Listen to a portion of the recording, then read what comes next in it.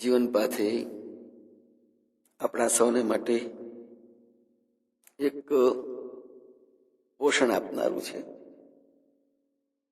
જેમ અન્ન શરીરને પોષણ આપે છે, એમ આ જીવન પાથે અધ્યાત્મને પણ પોષણ આપે છે. અધ્યાત્મ એટલે આપણે આપણા જીવનને સારામાં સારી રીતે જીવી શકીએ. સારામાં સારી રીતે જીવવા માટે સ્વાર્થને એક બાજુએ મૂકી પરમાર્થ શું છે એને વિચારવું પડશે. તુલસીજીએ માનસમાં ઉત્તરકાંડની અંદર કહ્યું, પરહિત સરિસ ધર્મ નહીં ભાઈ. તો પરમહિત એ પારકાનું હિત, એની અંદર એક આનંદ રહેલો છે. આપણે ખૂબ જ સારી રીતે વિચારીએ કે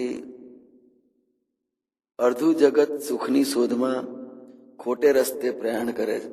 એવા લોકો માને છે કે બધી વસ્તુઓ ભેગી કરીને પોતાને સુખ માટે રાખી મૂકી અને બીજા પાસેથી સેવા વેઠ વૈતરું કરાવી એનાથી જ આપણને સુખ પ્રાપ્ત થાય છે.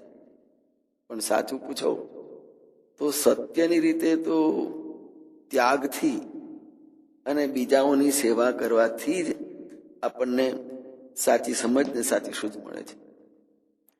શ્રેષ્ઠ અને ઉત્તમ હેતુપૂર્વક જો સેવાના કાર્યોમાં આપણે લાગી જઈએ અને એવા લાગેલા માણસોનો સમાજ એ જ ઈશ્વરનું સાચું રાજ્ય છે. કોઈ આપણા મોહ સીવી લે અને જે કર્યું હોય તે ભૂલી જવાનું. આપણે પોતે પણ આપણા મોઢા સેવાની બાબતમાં સીવી લેવાના. કારણ સેવા કહેવા માટે નથી, માત્ર કરવા માટે. સત્કાર્ય જમણા હાથે કર્યું હોય તો ડાબા હાથને પણ ખબર ન પડે એટલી ચોકસાઈ આપણી પોતાની હોવી જોઈએ.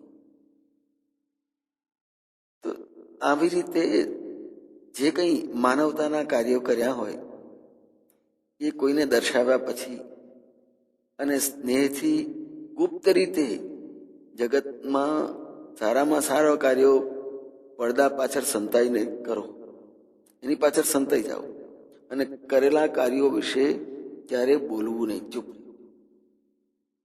એટલે ધર્મને હાથપગ હોય છે, જીભ નહીં. જે કંઈ આવું સત્કાર્ય સેવા કાર્ય કર્યું હોય એ હાથપગથી કરેલું છે અને જીભથી બોલવા માટે નહીં. સ્નેહ પોતે પણ પોતાની જાતથી પણ ગુપ્ત રહેવા માંગતો હોય છે. જ્યાં જ્યાં પ્રેમ ને સ્નેહ છે ત્યાં જ ઈશ્વરનું સાચું સ્વરૂપ જોવા મળશે. અને જે એ સ્નેહ પ્રેમમાં વસે છે એ જ ઈશ્વર છે અને એનામાં જ ઈશ્વર વસે છે. એટલે પ્રેમ અને ઈશ્વર પોતે એક જ છે, જુદા નથી. અને તેથી કરીને આપણે ચાહો સેવાના કાર્યને, એ શ્રેષ્ઠ સિદ્ધાંત છે, ઉત્તમ હેતુ છે. અને ઉત્તમ હેતુપૂર્વકના એ સેવા કાર્યો આપણને ઈશ્વરના રાજ્ય સુધી લઈ જશે. જય મહારાજ.